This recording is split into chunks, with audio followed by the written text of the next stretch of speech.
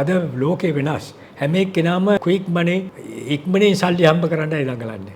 මම අවුරුදු 63කට ඉස්සෙල්ලා තමයි බතික් ලංකාවට අඳුරලා දුන්නේ. කාලේ සිරිමා බණ්ඩාරනායක මැතිණියට ඔබ ඇඳුමක් නිර්මාණය කරා. ඉතින් ලංකාවට ලෝකෙම ඉන්න නායකයෝ සේරම ටික ආවා. ඉන්දිරා ගාන්ධිගේ අරෆට් එතකොට ඊඩි අමීන් සේරම ටික ලංකාවට ආවා. ඔය ඇවිල්ලා ඔබතුමාගේ බතික් ෆැක්ටරි එක බැලුවා. ඒගොල්ලෝ තරන් ගියා ගොඩාක් ඇඳුම්. මේක හොඳ සාක්ෂියක්. දැන් අවුරුදු 26ක් විතර වෙනවා මගේ මේ ඇඳුමට. පෑනේ මිතුරෝ හිටියා හරියට 2000ක් විතර. දැන් පුතාලා 3 දෙනා හෝටල් ටික වාර ගන්න තියෙනවා. මේක මගේ ආශාව පටන් ගත්තෙත් මේකෙන්. මම කලාව කියන එකට හරි ලැබි. 1971 සන්ෆ්ලවර් මීගමේ සන්ෆ්ලවර් හෝටලේ පටන් ගත්තා. එතකොට බ්‍රවුන්ස් බීච් චිත්‍ර හිටියේ. මම තමයි ලංකාවේ 1967 චිත්‍රයක් අඳුනලා දුන්නේ ලෝකෙටම බතික් චිත්‍රයක්. ලෝකේ හැමතැනම ගිහිල්ලා තියෙනවා. මගේ එක්සිබිෂන් 99ක් කරලා තියෙනවා. 99ක්. රටවල් ගොඩක 65කට වැඩි.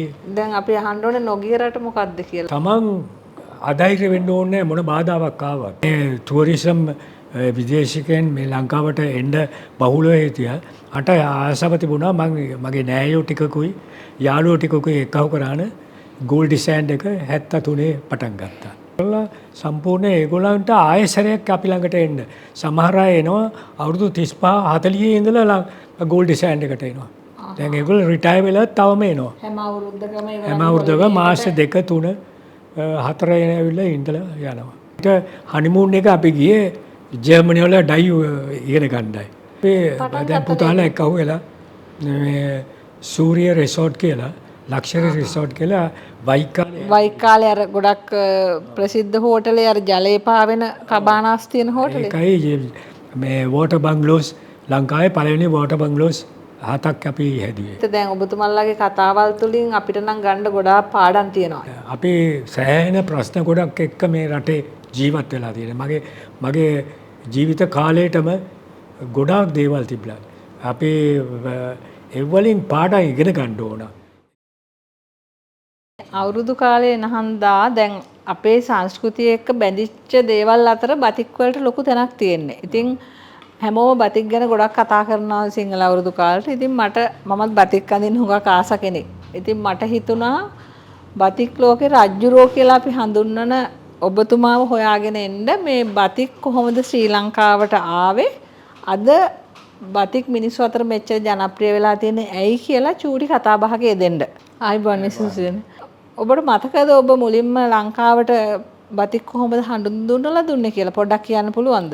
මම අවුරුදු 63කට ඉස්සෙල්ලා තමයි බතික් ලංකාවට අඳුරලා දුන්නේ.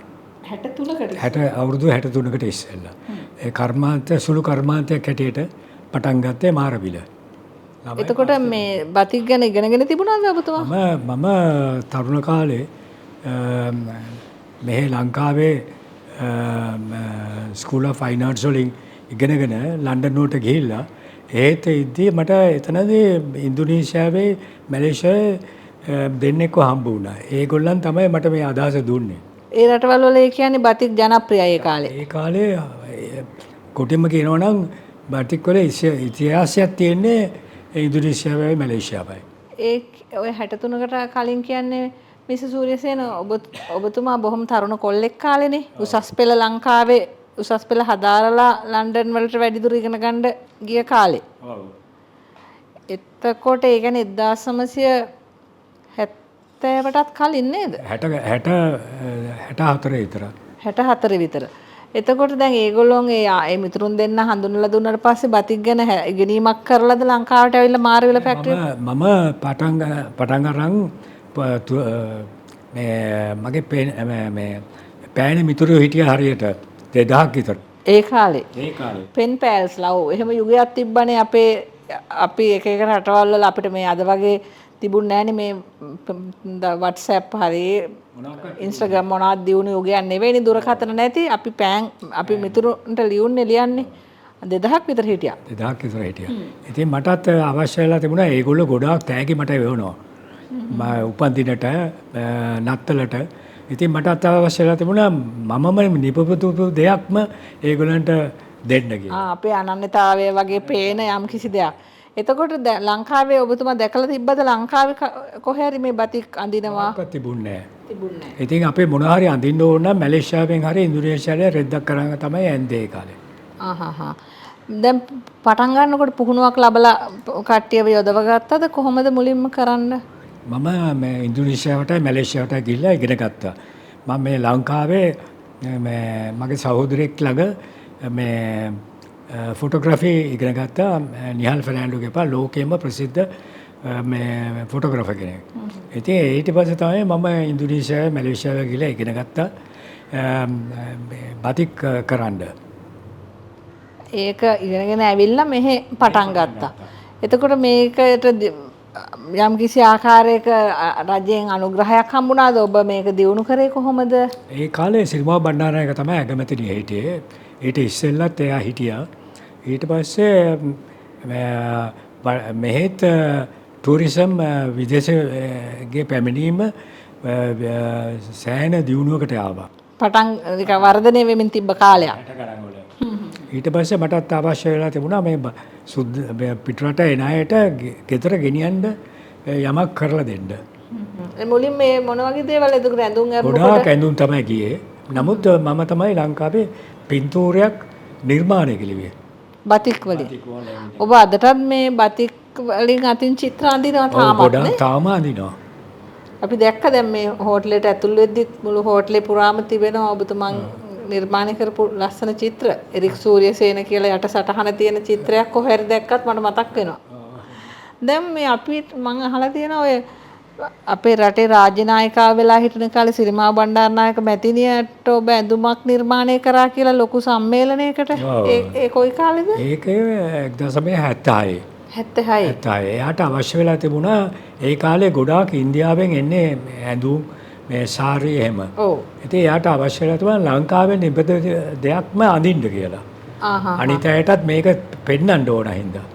ඉතින් මට කිව්වා කතා කරලා ඉවරලා කොහොම හරි එරික් මට මේ ඇඳුමක් සාරියක් කරලා දෙන්න කියලා. හැබැයි සිල්ක් වලින් ඕනේ කියලා. ඊට පස්සේ මම හංවැල්ලට ගිහිල්ලා එතන රෙදි වියන කෙනෙක්ට කියලා හදවගත්තා.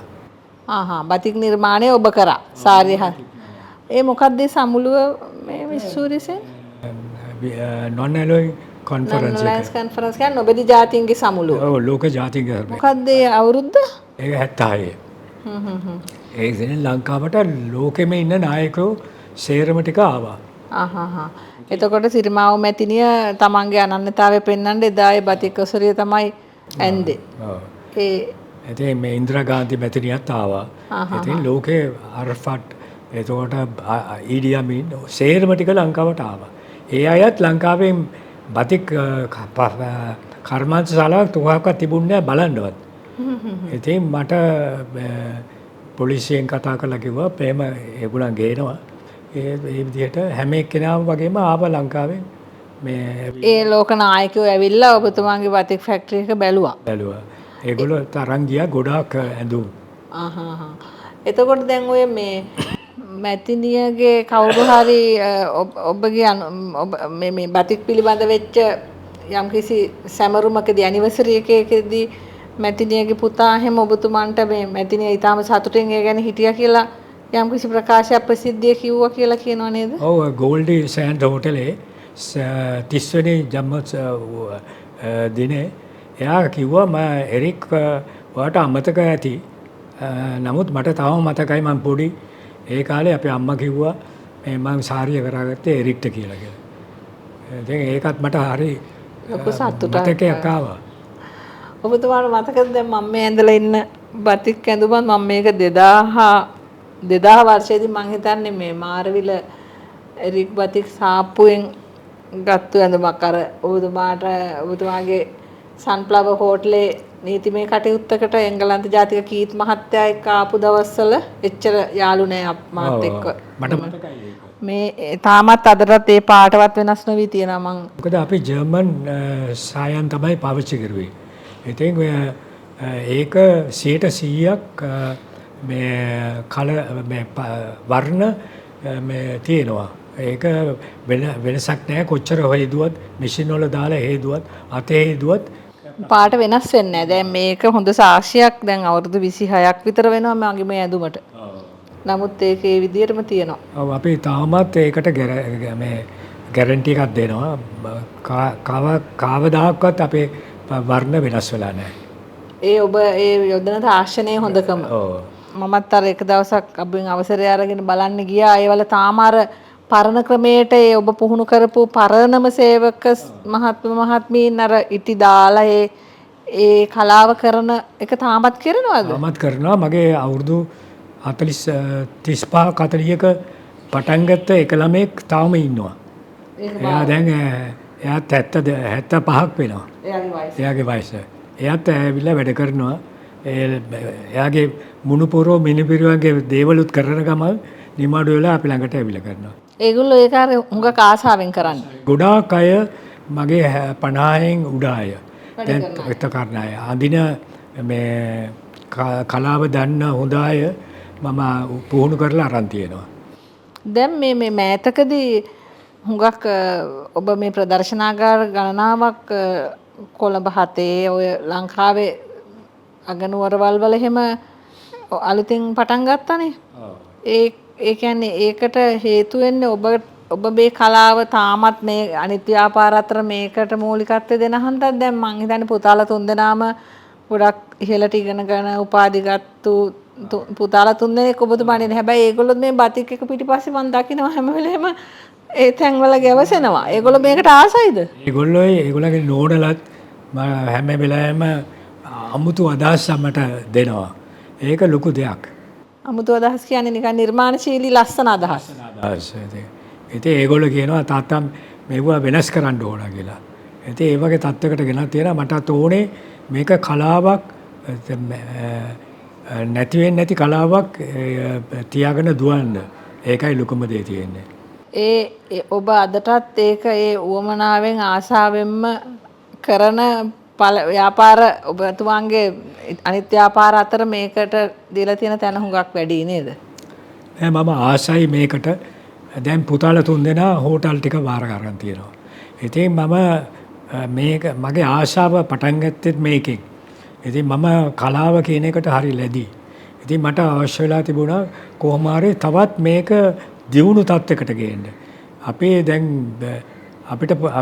වර්ණ දැන් පාවිච්චි කරන්නේ මේ ස්වභාවික දේවල් ගොඩක් පාවිච්චි කරනවා. දැන් තරගයක් නැද්ද? දැන් ලංකාවේ හරියටත් මේ හැමදෙනෙකු දැන් මම දකින විදිහට බතික් අඳිනවනේ. ඒවා විදේශ වලින් එන බතික් මං හිතන්නේ නේද? printed batik.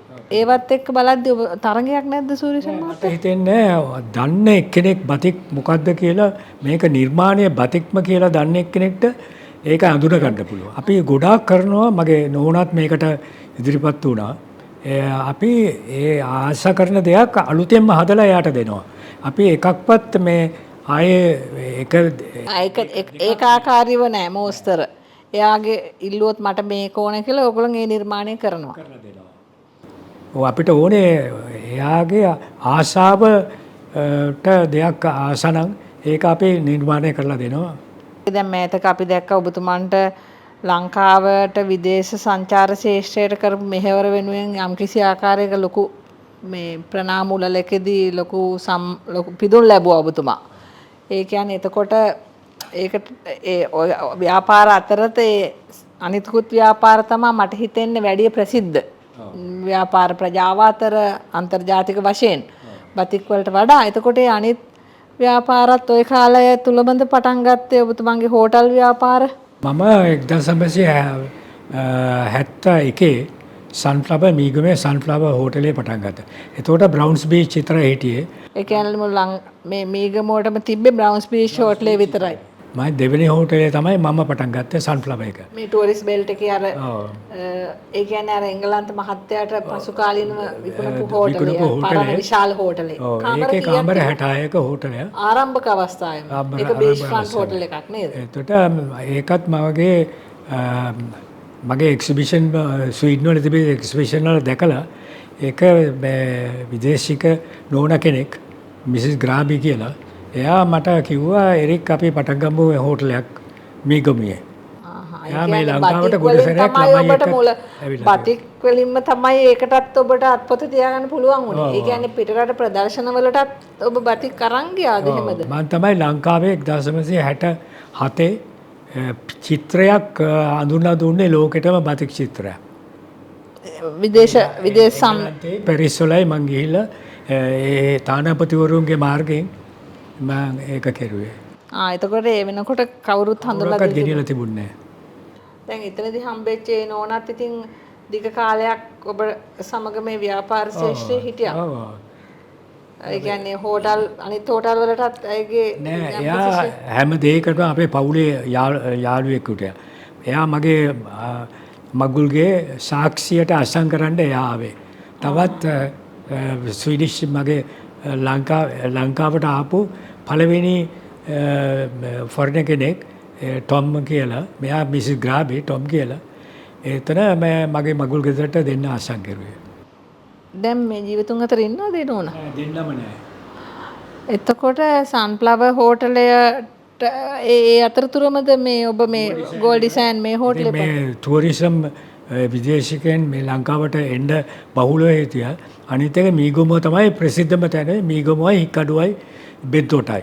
ඉතින් මට ආසාව තිබුණා මගේ නෑයෝ ටිකකුයි යාළුවෝ ටිකකුයි එක්කව කරාන ගෝල් ඩිසයින් එක 73 පටන් ගත්තා. 1973 73 කාමර 55ක. ඒ තත්ත්වෙටම දාද මේකේ තව ඊට වඩා දැන් කාමර වැඩි දියුණු. පස්සේ මගේ දෙවෙනි පුතා මේ ලංකාවට ආවිල්ලා එයා මේක රිෆර්බිෂ් කරලා එයා තව කාමර 65ක එක 136ක් දැන් තියෙනවා. දැන් තියෙන ප්‍රමාණයට. හැබැයි ගෝල්ඩි සෑන්ඩ් හෝටලේ තමයි දැනට අදටත් පළමුවෙන්ම බුකින්ස් වලට විදේශිකව හොයා බලන්නේ නේද? ඒකට හේතුවක් තියෙනවද මේ? අපි වැඩ කරන අයත් අවුරුදු 25 30 වැඩ කරපු අය ඉන්නේ. ඒක අපි ඒගොල්ලන්ව සලකනවා. ඒගොල්ලෝ අපි අත්හැරලා යන්නේ නැහැ. අනිත් එක අපි ඒගොල්ලන්ට සිංහල උර්දු උත්සවයටත් නත්තල් උත්සවයටත් බෝනස් දෙනවා. ඉතින් සමහර මාසෙක ඒ කාලේ අපි මාස දෙකක ඒ වගේ දුන්නා. ඉතින් අද තත්ත්වය වෙනස් වෙලා තියෙන්නේ.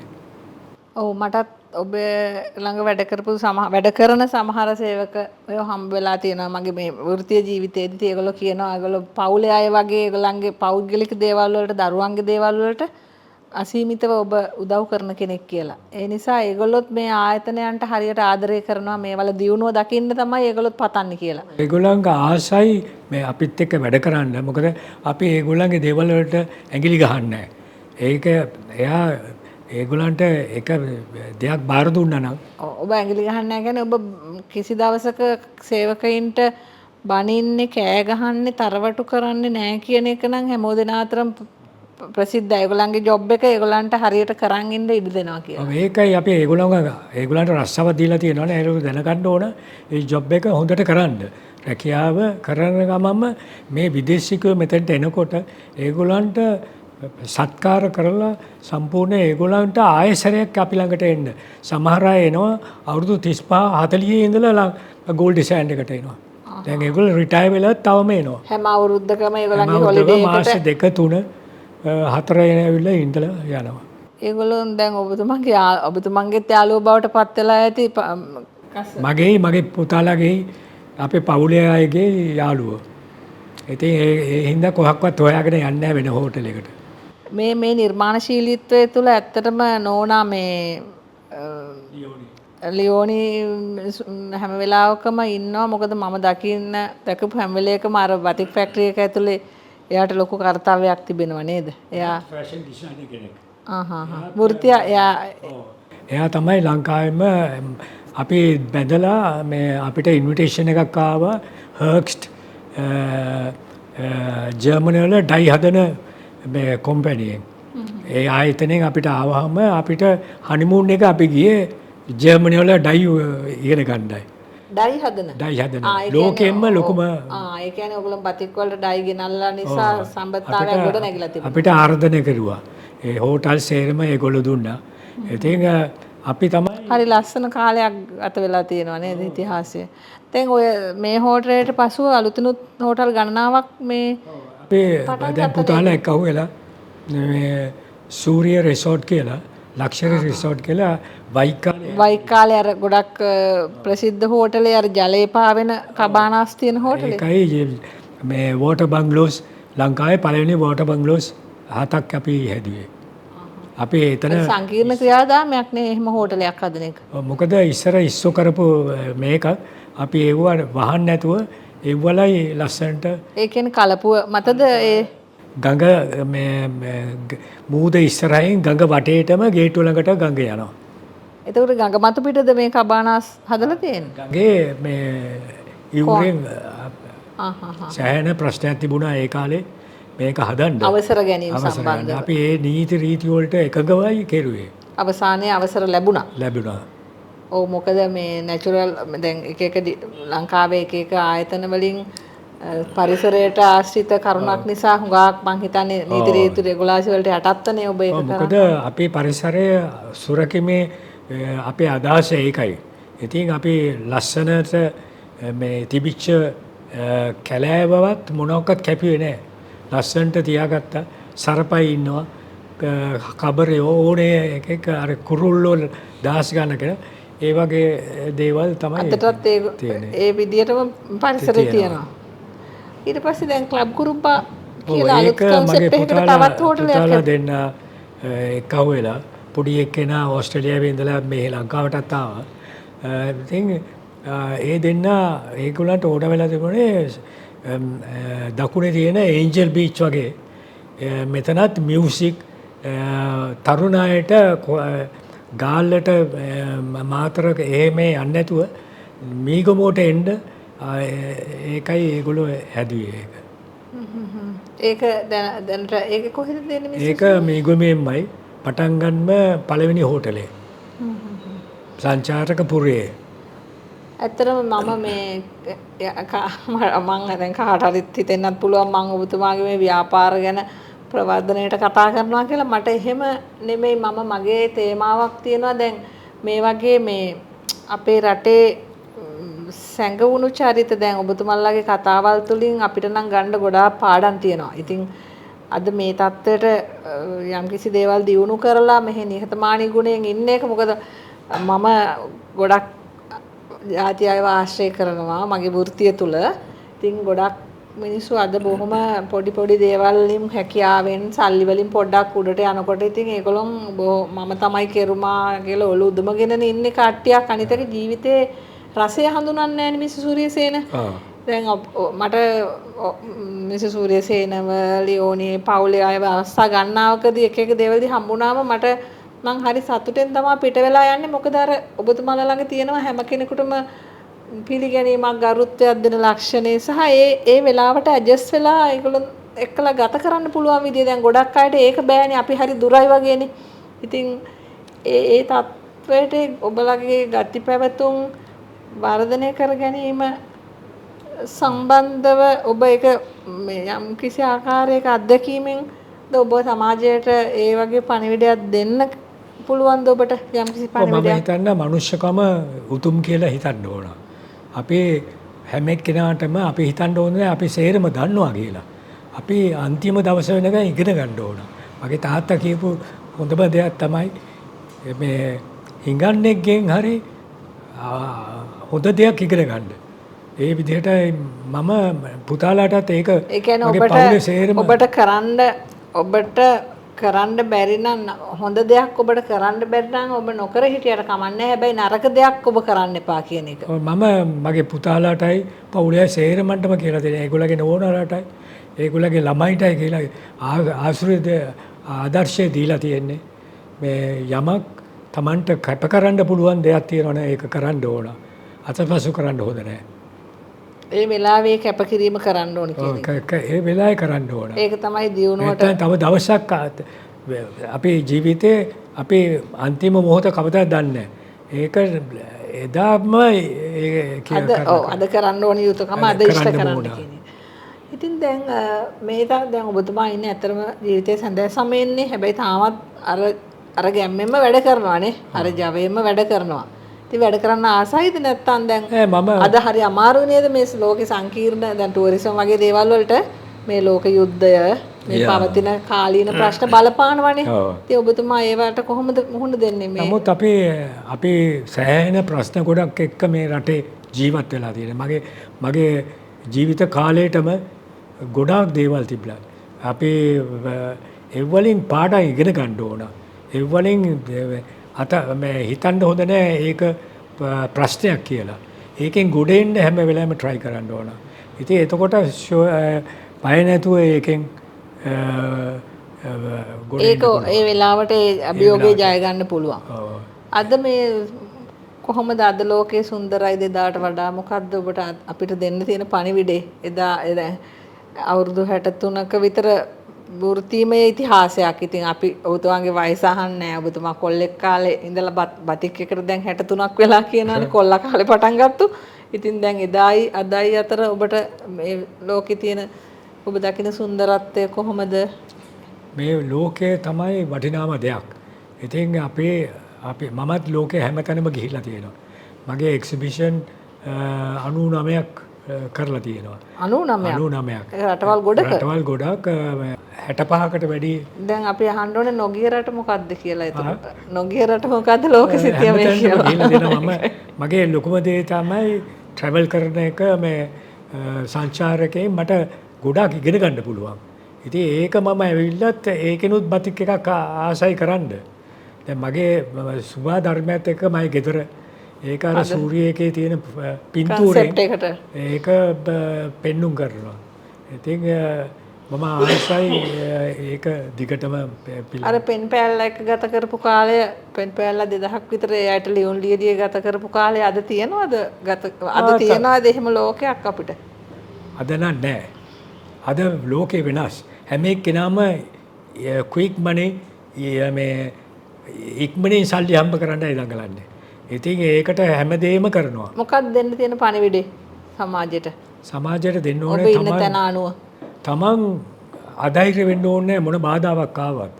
තමන් ධෛර්යය වෙලා තමන්ට කරන්න පුළුවන් සේවයක් කරන්න ඕන. ඉතින් මම සිංහ සමාජයේත් එකතු වෙලා ගොඩාක් දේවල් කරලා තියෙනවා. කෙවල් 200ක් විතර අද සුනාමි එක වෙලාවේ ඕස්ට්‍රේලියාවල ස්විස් වල ඒ අයත් එක්ක වෙලා ගෙවල් 100 ගණක් ඇදුවා. මගේ පුතාගේ තුන්වෙනි පුතාගේ මගුල් ගේ තිබුණේ එදාට පහුවෙන්දා. ඉතින් අපි සුනාමියක අපි මගුල් ගෙදරට වේදන් කෙරුවේ නෑ. සේරම කෙරුවේ. එතකොට ඉතින් මනුෂ්‍යත්වය වපුරන්න කියන පණිවිඩය තමයි ඔබතුමා දෙන්නේ. ඉවසීමෙන් කැපවීමෙන් මිනිස්සු හැම එක්කෙනාම මනුෂ්‍යත්වයට ගෞරවය කරන්න ඕනේ. මනුෂ්‍යත්වයට ගෞරව කරනවා නම් අපිට මේ ලෝකය හුඟා සුන්දර වෙනවා. කිසිම ප්‍රශ්නයක් නැතුව ජීවත් වෙන්න පුළුවන්. ඉතින් සුන්දර ලෝකයකට යන්න පුළුවන්. ඒ පණිවිඩය නම් හරිම වැදගත් නේ සූර්යසේන. බොහොම ස්තුතියි ඔබතුමාගේ කාලය හුඟක් වටිනවා. ඒ වුණාට මං හිතන්නේ මේ ඔබතුමා එක කතා කරපු දේවල් අපි අපේ වයසෙත් ඉන්න හැම වයසකම ඉන්න සහ අනාගතේ බාර ගන්න ඉන්න හැම කෙනෙකුටම හුඟක් මේ වටිනවයි කියලා. මිස් චන්දනේ මම ඔබතුමිය අවුරුදු 25කට ඉස්සෙල්ලා යඳුනගත්තේ. ඉතින් ඔය ඔබතුමියත් කරන්නේ ලොකු සේවයක්. සල්ලි නැති අයට පෙනිලා හිටිනවා උසාවියේ.